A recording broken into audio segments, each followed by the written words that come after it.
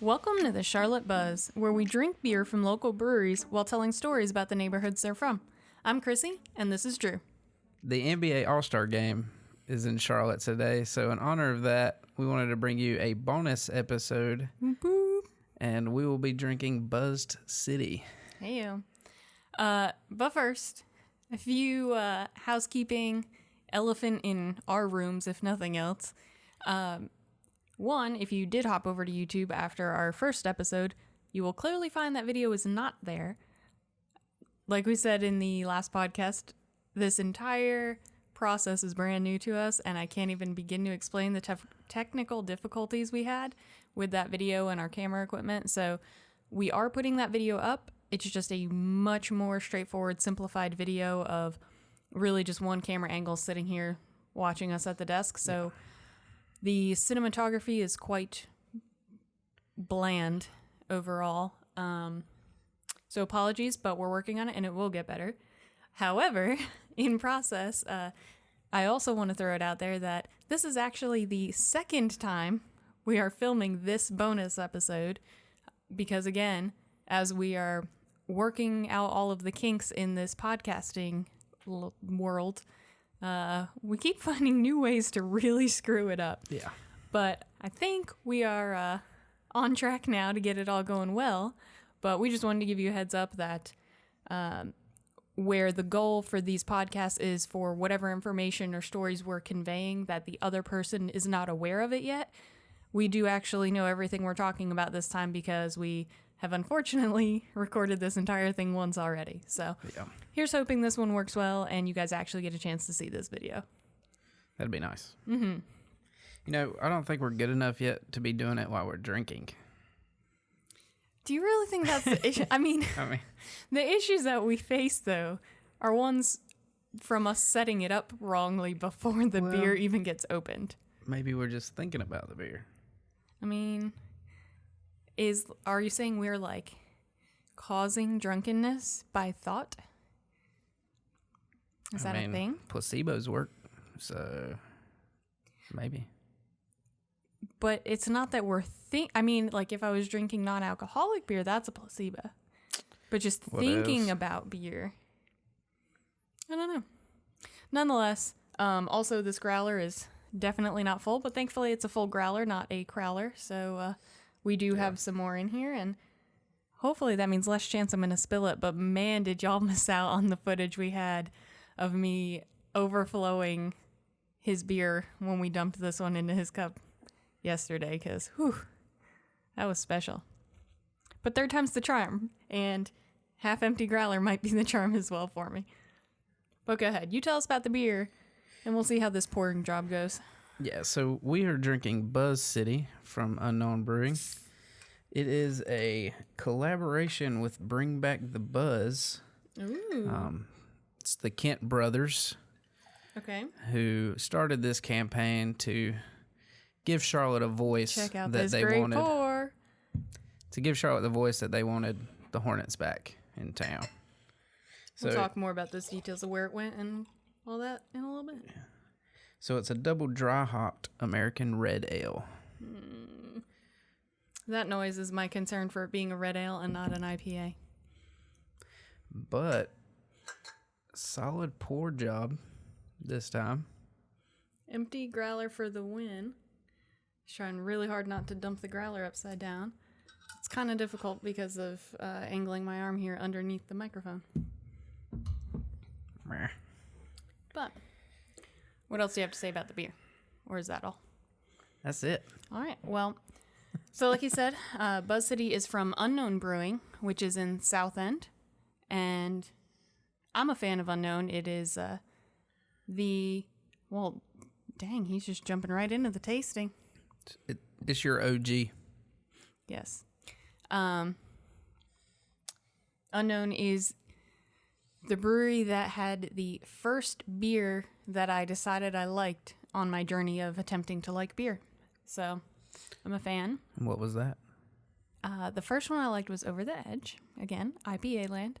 My absolute all-time favorite is Gamble Everything, and it was a limited release, and they don't have it out. So, Unknown, if you want to bring that back, heroes. You'd be a hero. Maybe we need to get the Kent brothers on it.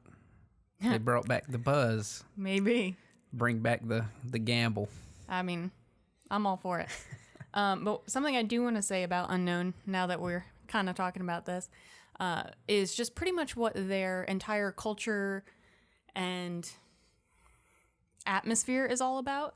It's just a really quirky, carefree, charismatic type of place. They're usually really involved with strange things around town, different funky festivals and strange brew competitions and like fun runs in your underwear and all kinds of crazy stuff.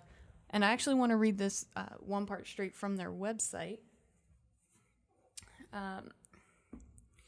Pretty much the thing that made me so intrigued by Unknown Brewery from the beginning is just their entire premise of existing, I guess. So, again, straight from their website. The unknown is about a way of life. It's trying things that scare you. It's not knowing the future, but going after it anyway. It's about the adventure and all of those things that are on your bucket list. The unknown is your first kiss or your last time jumping out of an airplane. You only have one chance at this thing called life, so make it count. Try anything, question everything, no regrets, and most of all, live without boundaries. And I freaking love that. And it's like long form YOLO. Yes, but again, I'm the word nerd, so yeah. The richness and depth and imagery that brings out, ooh, I feel it in my soul and I love it. And that's kind of also what attracted me just to the name of Gamble Everything, because they have little descriptions on their cans too. Yeah. And that was kind of the whole thing, is like, take the big risk, gamble everything, just go for it. And so I really loved that. And then it was just a really awesome double hazy IPA deliciousness. So it was pretty good. Okay, so Drew already took a sip. Like I said, we have already filmed this, so I have tasted it, but I'm going to retaste it. You tell me what your thoughts were on this, Drew. Well, it's in the it'll drink category. Fell solidly under there. Well, all right. I think it's light. It was a 4.2%. Mm-hmm. No, 4.8. 4.8%, so it's lighter than we're used to, because I'm always making you drink the IPAs that are like 8.2. Yeah, so it goes down pretty smooth. Mm-hmm. For me, definitely not my favorite, but again, I'm an IPA snob. That's all I really like so far. And maybe it's because I am so fond of Unknown, but it's one that definitely, like, I can get through this whole glass. Because there was a time where even just smelling beer would make me feel sick. Let alone drinking a whole one. But I mean, by all means, I can get through this glass. I am happy to support my OG brewery. And I think eventually with more exposure to non-IPAs, I'll acquire the taste, but I'm just not fully there yet. But yeah, for people who like anything that is not an IPA, definitely a good choice. Solid it'll drink. Mm-hmm. Mm-hmm. Yeah. That may have to be my rating system for everything that's not an IPA. It'll drink. It'll drink or it won't. Yeah. Yeah. Might be. I mean, it's a good system. Mm-hmm. And then the IPAs will just have their own. And I'm sure there will be some that fall in the it won't drink, but yeah, primarily. We'll find out. Yeah. All right. So, like Drew said earlier, this is a special bonus episode. And so, unlike the one episode deep that we've been, unlike that format, we are actually going to take a little detour, and instead of focusing on South End specifically with our stories, which obviously there's plenty of breweries in that area, so we will absolutely get to them in time. But instead of that, in honor of All-Star Weekend, we are going to focus on the history of the Hornets in Charlotte. So, I'm going to actually start, and I'm going to tell us all about the true origin of the Charlotte Hornets, the very first Hornets that we've had here. So, going way back in the day, in 1776, our great nation declared independence from Britain and all of their silly taxes and whatnot. But obviously, if you are even remotely familiar with Charlotte history, if you go even a year earlier than our nation declaring independence, we have the Mech Deck, where we wrote up 5 resolves that ultimately declared our independence from Britain a full year before the rest of the country did.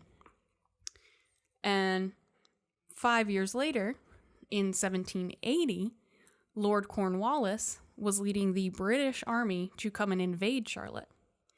So, as he's making his way into town, we have William Richardson Davy and 150 other militiamen who set up camp in Uptown at Trade and Tryon, which, fun side fact, Uptown is actually called Uptown because Trade and Tryon are the northern or highest point of elevation in the city. And so instead of calling it downtown, we called it Uptown. And as our resident military expert here pointed out in our last attempt at filming this, that is actually just a really good defensive strategy from a military standpoint. So get the high ground. Yes.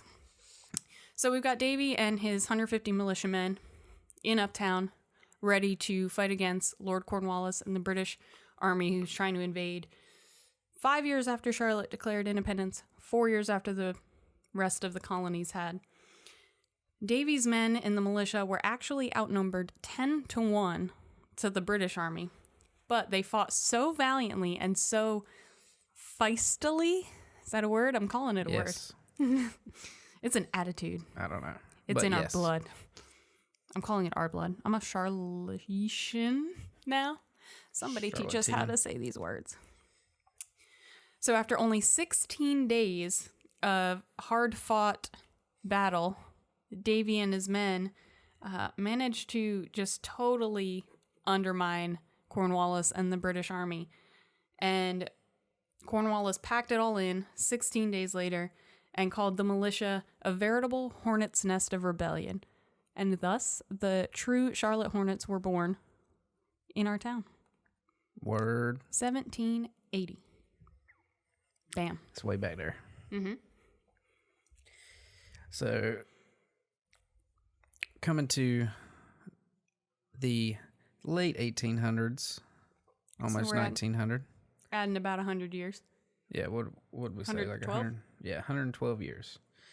And the first sports team to be named the Hornets began. Okay. Minor league baseball. Like the Knights. Yes, but the Hornets. All right. Even better. Yeah, so they played in various local leagues until 1937, and then they became an affiliate for the Washington Senators. Okay. Not sure where they played. I guess just local parks and in that area until 1940. And they had a 3,200 seat park built in the Dilworth area. Which is very near South End. Yeah. Which is quite fitting. Yeah, it for worked our out. buzzed city beer. Didn't even know it, and it worked out. I like it. That's something needed to have worked out at least. Yeah. So it's close to where modern day Olmsted Park is in the Dilworth area. No idea where that is. Yeah. Shout out to all my Olmsted Parkers. Somebody tell us if you really exist. So they played until 1972. Okay. 1976, we had the Charlotte Orioles, which then became the Knights, and then went to Fort Mill, and then came back to Uptown, and now you have the Charlotte Knights in Uptown, where they have I can't remember how they worded it. The prettiest, it wasn't that, but the best ballpark in the minor leagues. Best in 2015 views for sure. Yeah, It's a Gorgeous place. great park. We've gone several times. So if you haven't been, definitely go check it out. Yeah, go twice. Multiple times. Yeah, twice. At least twice. It's great. It's so much fun. You could probably pick up, well, never mind. If you you can't go, get unknown beer there. I don't think you can either. But if you go on a day when it rains a lot and they rain delay it and don't actually, games all start at 7:04, first pitch. On the night games, yeah. Yeah. They do play at noon on Sunday, and during the week they play earlier. Whatever. On night games, they play at 7:04 is first pitch. But if you end up with a whole lot of rain delays and everybody leaves and then they play, you might end up getting called on field to do stupid dances to win prizes. With the dude from that 70s show. Yeah, that was a thing. Yeah, Donna's dad. Yeah, that was a thing, guys. That was atrocious. Don't stalk my Twitter. I watched from the stands. He tried to film it. It was, don't stalk my Twitter. Or do. Okay, so you said they first sports team disbanded at 72? Yeah. Or it's pretty unclear what happened from 72 to 76. Okay. 76 is when the Charlotte Orioles started. So 72 is when the Charlotte Hornets minor league baseball ceased to exist. Yep. Well, in 1973, the World Football League was founded in competition with our National Football League. Mm-hmm. This World Football League, or Wiffle, as it would become known for its ability to be a big swing and a miss. It was founded in 73, had its inaugural season in 1974. And so our next Charlotte Hornets team that we get is actually our first professional team in football. And the Charlotte Hornets actually started out in Boston and then moved to New York City and then moved to Charlotte. And they were actually the Stars before they became the Hornets, but you can't come to Charlotte and not be a Hornet for at least a minute. Yeah. So 1974, mid-season, the New York City Stars moved to Charlotte to become the Charlotte Hornets. And basically the reason they moved was because the owners were facing such financial struggles. One, the entire league was facing a lot of financial struggles because it was a new league trying to kind of compete with the NFL and where all of that was going. And so there was a lot of issues with getting players and back and forth, and it was just chaos. And so in 74, when they were trying to exist in New York City, they were renovating Yankee Stadium, which is where most of the sports teams were playing at that time. And so they were trying to fund a new stadium, and it just got really crazy really quickly. So they ended up moving down to Charlotte, and that financial difficulty didn't exactly go away. That chased them right down here. So I believe they were in town for 4 days, and their uniforms got impounded because of an unpaid laundromat bill that was hanging out in New York City. Gotta pay them bills. So they had to post bond to get their uniforms back, which is nuts. Like, they're holding your clothing hostage. Yeah. That's ridiculous. I mean, I get it, I guess, but that's nuts. I'm assuming since they brought them over state lines, it was a felony, too. You know, I mean, that was serious business. I mean, yeah. That dry cleaning. That's nuts. But they actually did, not necessarily financially well, but as a team, comparatively, they did super well in our area ticket-wise. Let's do it that way. I don't know how you would deem that. Yeah. With a fan base, they did much better in Charlotte than they did in New York. In nearly 2 times better. In New York, in 7 games, they sold approximately 75,000 tickets. And in Charlotte, in 4 games, they sold 80,000 tickets. So we're just shy of 2 times as better ticket sales.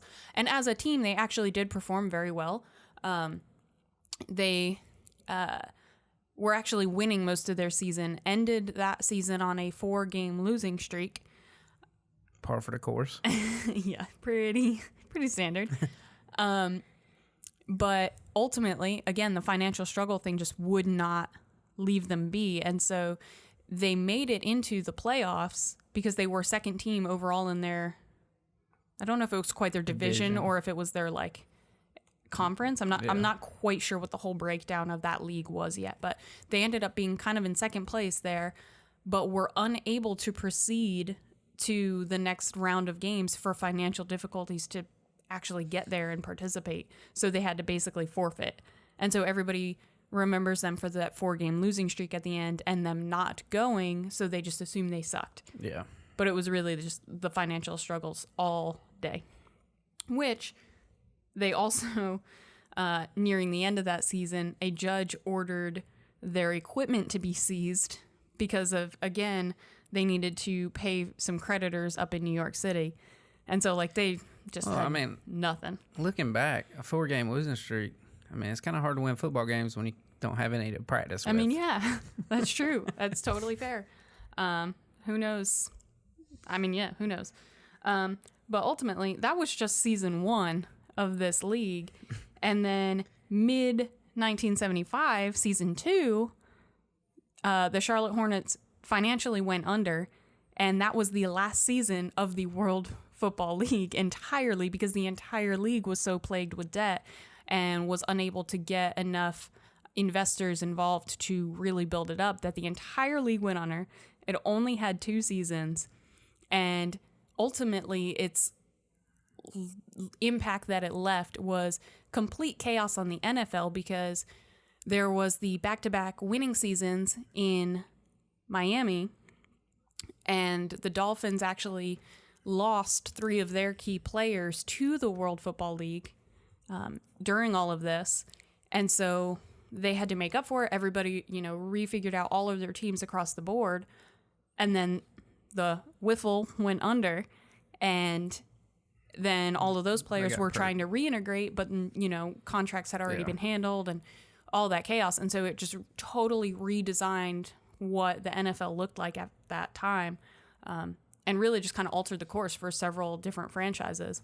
But again, that's why the World Football League is just it's known as being the Wiffle because it was just such a huge swing and a miss at a sports league.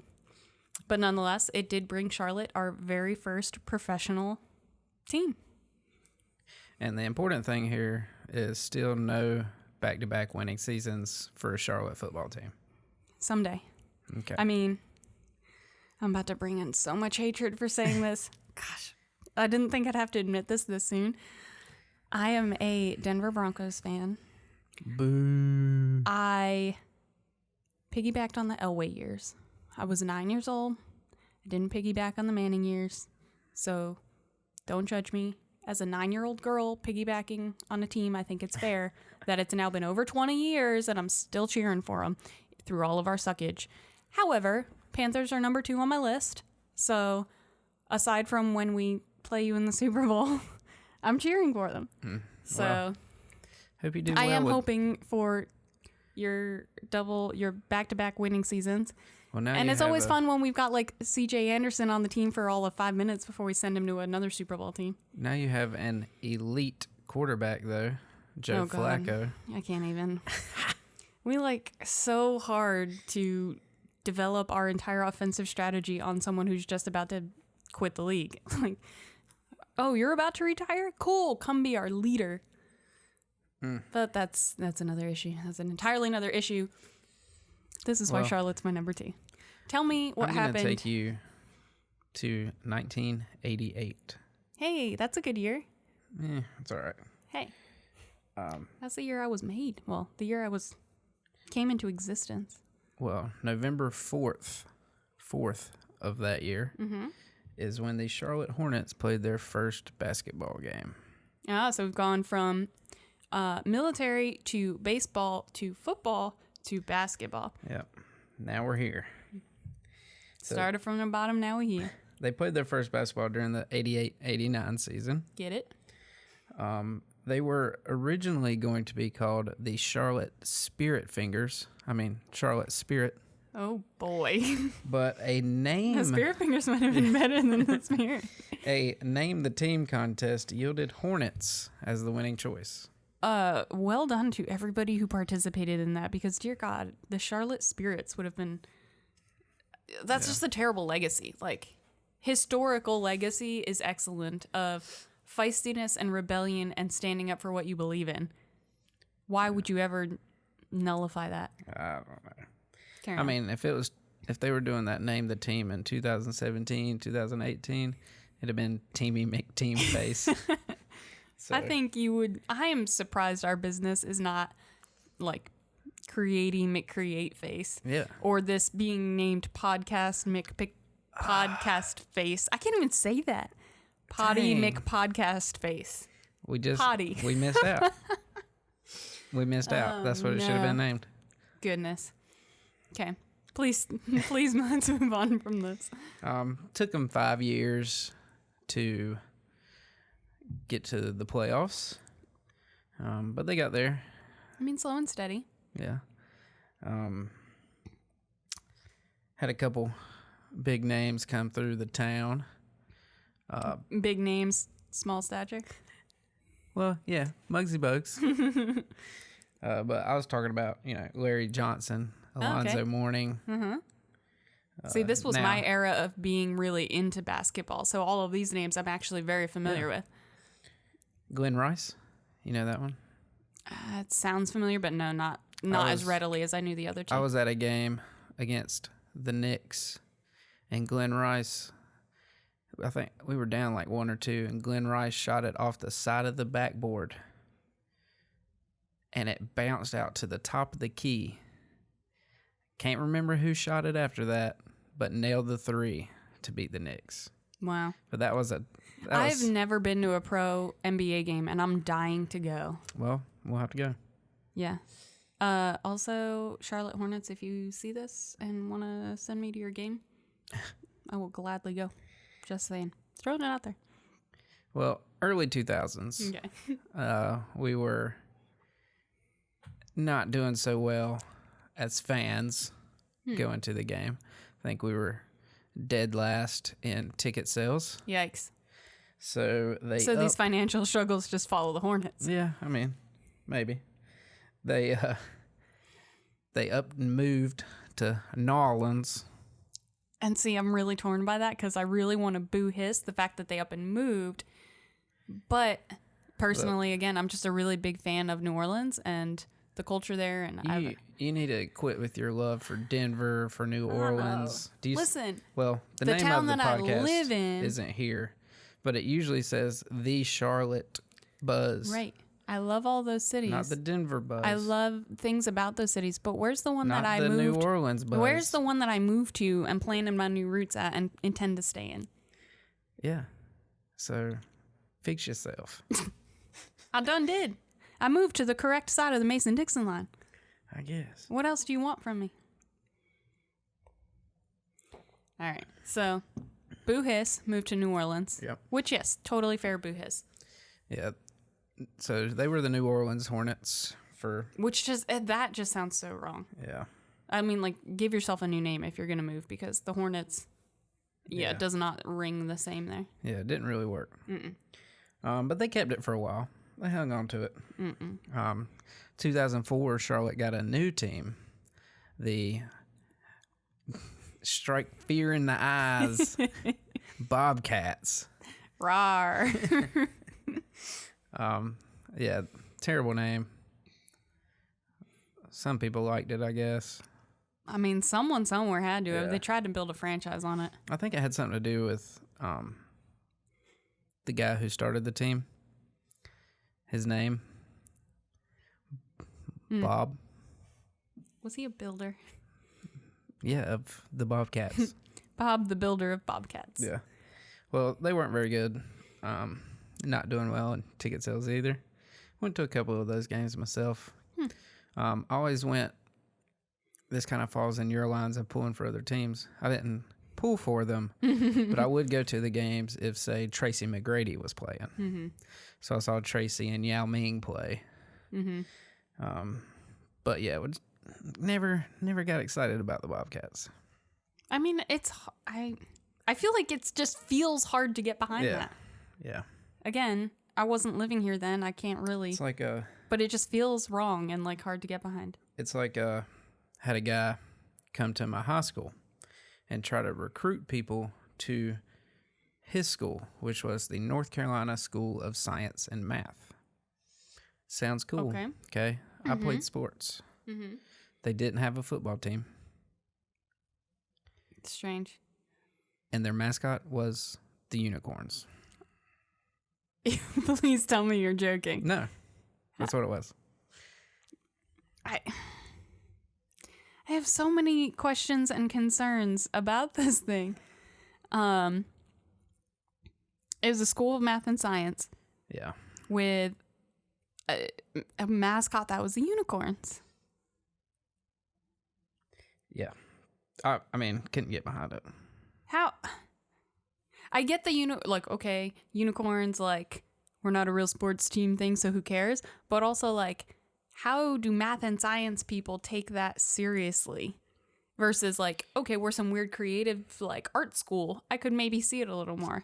I don't know. Terrible choice. Yikes. Just like the Bobcats. Yeah. Yeah, totally. I mean, I guess there's one step in the right direction is that we were not the Charlotte Unicorns. Yeah. Although we do now call natives unicorns, so Yeah, well. what's that to say? So the team ended up selling to a ownership group. Michael Jordan was a part of that in 2010. The GOAT. He's slowly been building his ownership percentage, and he's a majority owner now. I guess the New Orleans Hornets got tired of having the Hornets name. I mean, good, because So it's just wrong. It's just wrong.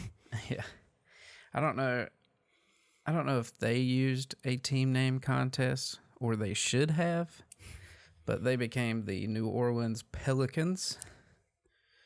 I mean, Fierce talk animal. about striking fear into the hearts of your opponents. I mean, maybe they should have taken the Bobcats. Maybe. Then they would just been like, y'all just copying Charlotte, everything you do. I mean, not a bad place to copy. You can't redeem yourself. I told you, I moved my roots here. Yeah. Happy camper here in Charlotte. Well, glad to hear it. I've been to Denver. I'm not quite a fan. I would still love to actually see a Broncos game, but I'll keep my tapping on the table. I'll keep my south of the Mason-Dixon, East Coast living life just the way it is. Thank you very much. And I like New Orleans just to go visit. That's all. Yeah. All right. So once the New Orleans Pelicans were no longer the Hornets. I mean, I can't even listen to it without laughing. Yeah. I don't know how that works as a mascot name. Okay. I guess it does. I don't know. They can do it if they want. I mean, they did. They do. So, Yeah. whatever. So that's when, in 2014, the Hornets brought back the buzz Whoop, whoop. to Charlotte. Made us Buzz City. Yeah, back to Buzz City again. That's where we're at now. So, Kemba Walker, most underrated point guard in the league. So now we're just hoping to get some sort of winning season out of either a Charlotte Hornets team or a back-to-back winning season out of any Charlotte team. The Hornets do have winning seasons. Back-to-back? Yeah, sure. Yeah. Okay. I mean, there's 82 games. They usually win more than half. That's good. So, But I don't know about usually, but they do win more than half.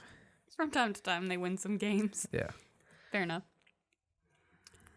But yeah, so that's the history of the Hornets. We have gone from 1780s militia to 1890s minor league baseball to 1970s major league football to present day basketball. So it's been quite a ride. they've definitely traversed some different Sports. opportunities in the local area. But yeah, I just really love the foundational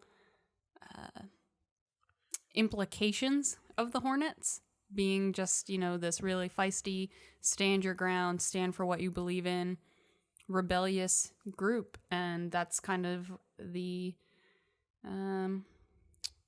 just sort of the nature of Charlotte as a whole and the culture that we're trying to move forward with. And I just think it's a really cool backstory to it. But so again, Unknown Brewery, Buzz City Beer. I am almost all the way through this one.